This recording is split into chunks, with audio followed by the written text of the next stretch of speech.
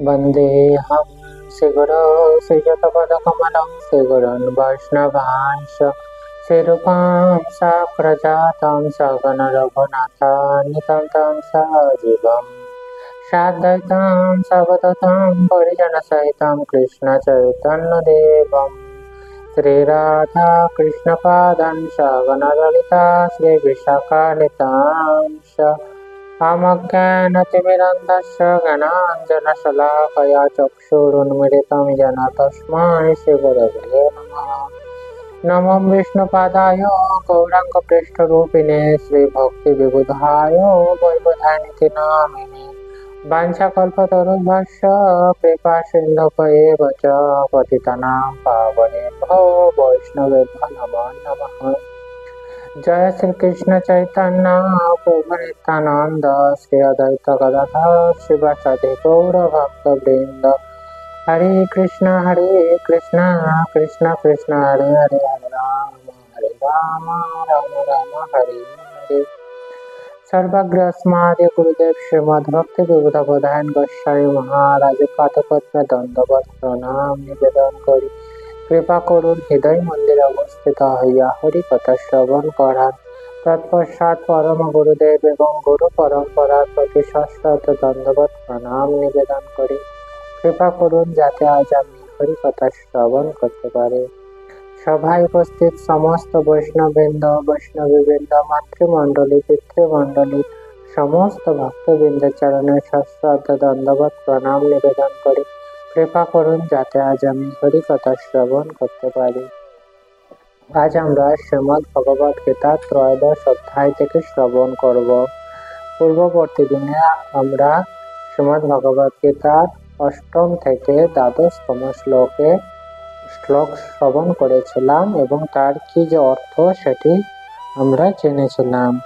আজ আমরা পুনরায় সেই শ্লোকেরই অর্থ অর্থাৎ বঙ্গানুবাদ সেটা পুনরায় শ্রবণ করব। তো ভগবান শ্রীকৃষ্ণ এই শ্লোকে কি বলেছেন, যে ভক্তদের কি কি গুণ থাকা প্রয়োজন সেই সম্পর্কে বলেছেন। তো অমানিত অর্থাৎ মান শূন্যতা, কেউ যদি সম্মান প্রদান করুক বা নাই বা করুক দুটোতেই স্থির থাকতে হবে। নিজের হৃদয়ে কোনো প্রকার দম্ভ থাকা চলবে না, দম্ভ শূন্যতা থাকতে হবে। এবং কি অহিংসা অর্থাৎ কারো প্রতি হিংসা করা চলবে না, সর্বদাই অহিংসা থাকতে হবে। এবং সহিষ্ণুতা, যা কিছু কষ্টই আসুক না কেন সমস্ত কিছুই সহ্য করা আমাদের চেষ্টা করতে হবে। এবং কি সরলতা, সিম্পলিসিটি, সর্বদাই সরল সহজ সরল হতে হবে। এছাড়া কি সদ্গুরুর সেবা অর্থাৎ গুরু চরণাশ্রয় করে সদ্গুরুর সেবা করা অবশ্যই কর্তব্য। তাহলে আমরা প্রকৃত আধ্যাত্মিক জ্ঞান উপলব্ধি করতে পারবো। শৌচ মানে হচ্ছে কি পরিষ্কার পরিচ্ছন্নতা, অভ্যন্তরীণ এবং বাহ্যিক দুই আমাদের পরিষ্কার পরিচ্ছন্ন রাখতে হবে। এবং শৌর্য, আত্মসংযম, ইন্দ্রিয় বিষয়ে বৈরাগ্য অর্থাৎ আমাদের যে ইন্দ্রিয় রয়েছে পঞ্চ ইন্দ্রিয় বা কর্ম ইন্দ্রিয় যা কিছু রয়েছে কেন সমস্ত কিছুই নিয়ন্ত্রণ করতে হবে। অহংকার শূন্যতা অর্থাৎ আমাদের মধ্যে কোনো যদি ভালো কোয়ালিটিও যদি থাকে বা ভালো বা মন্দ যাই থাকুক না কেন আমাদের সর্বদাই অহংকার শূন্য হতে হবে। এছাড়া কি জন্ম মৃত্যু জরা ব্যাধি এগুলি কি চক্রাকারে চলতে থাকে, এর আদি দোষ দর্শন না করা। স্ত্রী পুত্র আদি আসক্তি শূন্যতা অর্থাৎ স্ত্রী পুত্র সংসার বা পরিবারের প্রতি কোনো প্রকার আসক্তি থাকা চলবে না। স্ত্রী পুত্রাদির সুখ দুঃখে উদাসীন অর্থাৎ সুখ ও দুঃখ দুটো আসবে এবং আবার চলেও যাবে, এই দুটিতেই সমানভাবে থাকতে হবে। সর্বদা সমচিত্ত অর্থাৎ চিত্ত স্থির থাকতে হবে। আমার প্রতি অনন্য অর্থাৎ ভগবানের প্রতি অনন্য ভক্তি এবং অব্যভিচারিণী ভক্তি থাকতে হবে। নির্জন স্থান প্রিয়তা অর্থাৎ যে সমস্ত স্থানে কোনো কোলাহল নেই সেই রকম স্থানে প্রতি প্রিয়তা অর্থাৎ সেই সমস্ত স্থানে আমাদের থাকতে হবে। এছাড়াও কি জনাকীর্ণ স্থানে অরুচি, ঠিক যেমন নির্জন স্থান তার বিপরীত হচ্ছে কি জনাকীর্ণ স্থান, সেই সমস্ত জনাকীর্ণ স্থানের প্রতি আমাদের অরুচি থাকতে হবে এবং আধ্যাত্ম জ্ঞান অর্থাৎ এই যে ভগবত গীতার জ্ঞান, শ্রীমদ ভগবত গীতার জ্ঞান, এই সমস্ত জ্ঞানে কি নিত্যত্ব বুদ্ধি অর্থাৎ সর্বদাই আগ্রহশীল হতে হবে এবং তত্ত্ব জ্ঞানের প্রয়োজনে অনুসন্ধান। আর এই সমস্তগুলিকে কি বলা হচ্ছে? জ্ঞান। আর এর যে যা কিছু বিপরীত আছে সবই তা অজ্ঞান নামে অভিহিত। তো পূর্ববর্তী দিনে আমরা যে একটি গুণ ভক্তের অমানিত্য অর্থাৎ অপরের কাছ থেকে সম্মান লাভের আকাঙ্ক্ষা না করা এর সম্পর্কে আমরা শ্রবণ করেছিলাম। আজকে আমরা দ্বিতীয় যে কোয়ালিটি সেটা কি? অহিংসা অর্থাৎ সাধারণ অর্থ কি? হত্যা না করা বা দেহ নষ্ট না করা, এটি হচ্ছে সাধারণ অর্থ।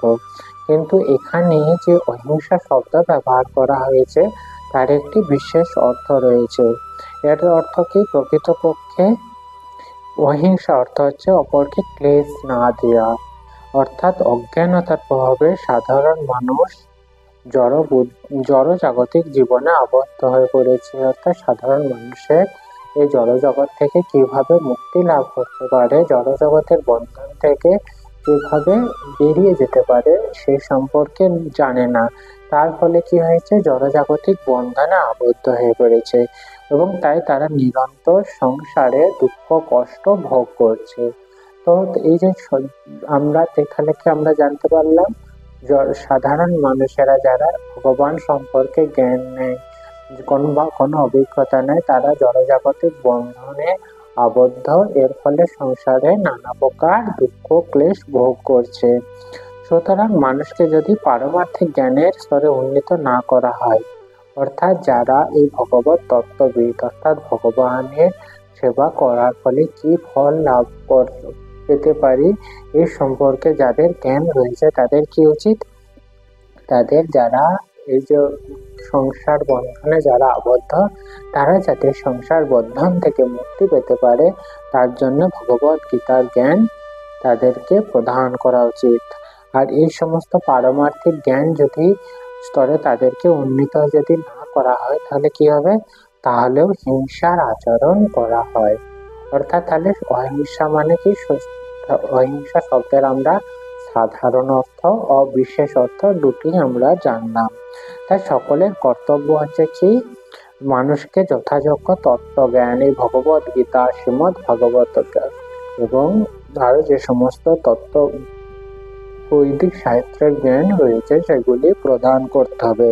আর এই প্রদান করা যদি না আমরা জেনে বুঝে যদি না করি, সেটাও কি একটি হিংসার ন্যায়। কারণ হিংসা করলে কি অপরের ক্ষতি হয়ে থাকে, ঠিক তেমনি আমরা যেহেতু এই ভগবত গীতা তত্ত্ব জ্ঞান যেহেতু আমরা সাধুগুরু বৈষ্ণবের মুখে শ্রবণ করেছি, তাই আমাদের সকলের উচিত এগুলি যে সমস্ত সাধারণ ব্যক্তি জড়জগতে বিভিন্ন প্রকার কষ্ট ভোগ করছে তারা যেমন এই কষ্ট থেকে মুক্তি পেতে পারে, তাই আমাদের সকলেরই উচিত এই তত্ত্বজ্ঞান সকলের মধ্যে প্রচার করা। তার ফলেই অহিংসা আচরণ সম্পন্ন হবে। আর এই তত্ত্বজ্ঞান প্রচার করার ফলে কি হবে? দিব্য জ্ঞান লাভ করে জড়জগতের বন্ধন থেকে অতি সহজেই মুক্তি পেতে পারবে। আর এটি হচ্ছে কি? এটি হচ্ছে প্রকৃতপক্ষে অহিংসা। তার পরবর্তী যে বৈশিষ্ট্য সেটি কি? ক্ষান্তি বা সহনশীলতা। অর্থ হচ্ছে কি? অপরের কাছ থেকে অসম্মান বা অপমান সহ্য করার ক্ষমতা। অর্থাৎ অপরে কেউ যদি আমাদের অসম্মান করেও থাকে বা অপমান করেও থাকে, তার সেই অপমান করার ক্ষমতা আমাদের থাকতে হবে। কেউ যখন পারমার্থিক উন্নতি সাধনে ব্রতী হন তখন তাকে নানাভাবে অপমান বা অসম্মান করতে থাকে। অর্থাৎ এই যে পারমার্থিক বিদ্যার এই স্তরে কি যারা এই পন্থা অবলম্বন করে না, তারা কি সাধারণত হিংসা করে থাকে বা তারা সহ্য করতে পারে না। এর ফলে কি তারা বিভিন্ন সময় বিভিন্নভাবে আমাদের অপমানিত করতে থাকে, অপমান করতে থাকে। আর সেই সমস্ত অপমান আমাদেরকে কি? অপমান বা অসম্মান আমাদের সহ্য করতে হবে। আর এই সহ্য করার ক্ষমতাকে কি বলা যায়? শান্তি বা সহনশীলতা। সেটি স্বাভাবিক, কারণ কেউ যদি অপমান করাটা সেটি জড়জগতের ধরনটাই হচ্ছে এরকম। এমনকি প্রহ্লাদের মতো একটি শিশু, যিনি 5 বছর বয়সে পরমার্থ সাধনের ব্রতী হয়েছিলেন। আমরা সবাই জানি প্রহ্লাদ মহারাজজি তার 5 বছর বয়স থেকেই ভগবান শ্রীকৃষ্ণ বা বিষ্ণুর চরণে নিজেকে আত্মসমর্পণ করে। এর ফলে কি, নিজের পিতাও তার উপর বিভিন্ন প্রকার অত্যাচার করেছিলেন। তো হয়েছিলেন, তাই তার বাবা ভক্তির পথে সবচেয়ে বড় শত্রু হয়ে দাঁড়িয়েছিল। নানাভাবে তার অনিষ্ট করার চেষ্টা করেছিল, এমনকি নানাভাবে তাকে হত্যা করারও চেষ্টা করেছিল। কিন্তু প্রহ্লাদ তার সমস্ত অত্যাচার সহ্য করেছিলেন। সুতরাং পারমার্থিক জীবনে অগ্রসর হতে হলে নানা রকম প্রতিবন্ধক আসতে পারে, কিন্তু সেগুলি অবশ্যই আমাদের সহ্য করতে হবে এবং দৃঢ় সংকল্প নিয়ে আমাদের এগিয়ে যেতে হবে। আর এইভাবে যদি আমরা এগিয়ে যেতে পারি, তাহলে আমরা ভগবত গীতার তত্ত্বজ্ঞান সম্বন্ধে উপলব্ধিতে আমরা সক্ষম হব। তো এখানে শ্রীমদ্ ভগবত গীতা পাঠের বিশ্রাম। এর পরবর্তী দিনে আরো যে সমস্ত গুণাবলী আমাদের অবশ্যই অর্জন করতে হবে, অর্থাৎ একজন ভক্তের অবশ্যই সে সমস্ত গুণাবলী থাকা উচিত, সেগুলি সম্পর্কে আমরা শ্রবণ করব। এরপর আমরা শ্রীমদ্ ভগবত গীতার যে মাহাত্ম্য সেটি শ্রবণ করব।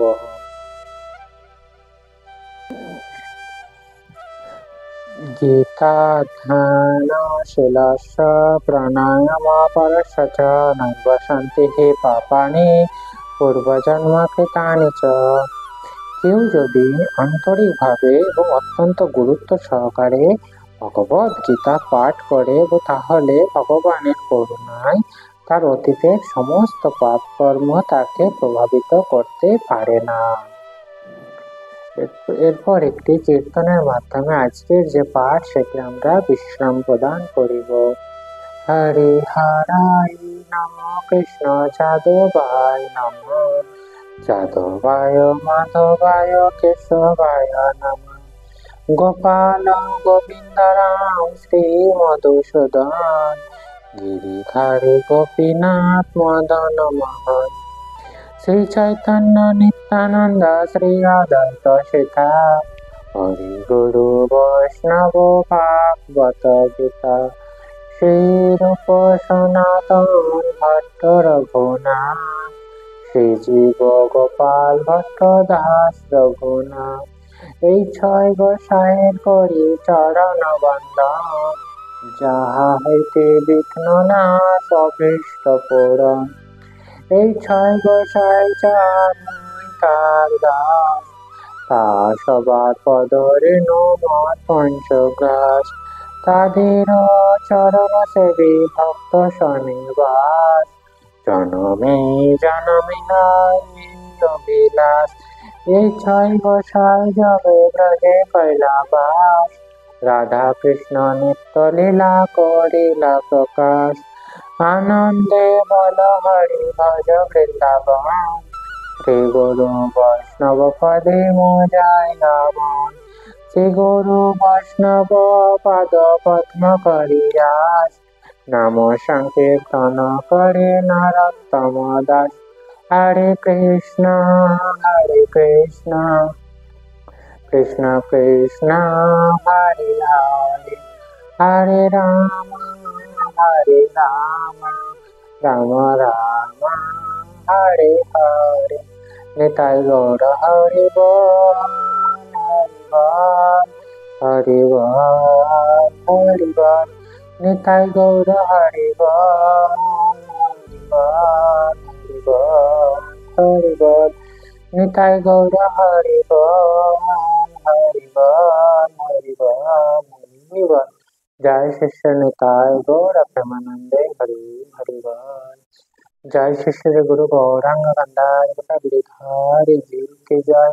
জয় সপরিকর শ্রী শ্রী গুরু গৌরাঙ্গ গদাধর রাধা গোপীনাথ গিরিধারী जी, जगन्नाथ लक्ष्मण श्रृंगार भगवान की जय। जय अपने गुरुदेव की जय, गुरु परंपरा की जय, वृंदा देवी तुलसी महारानी की जय।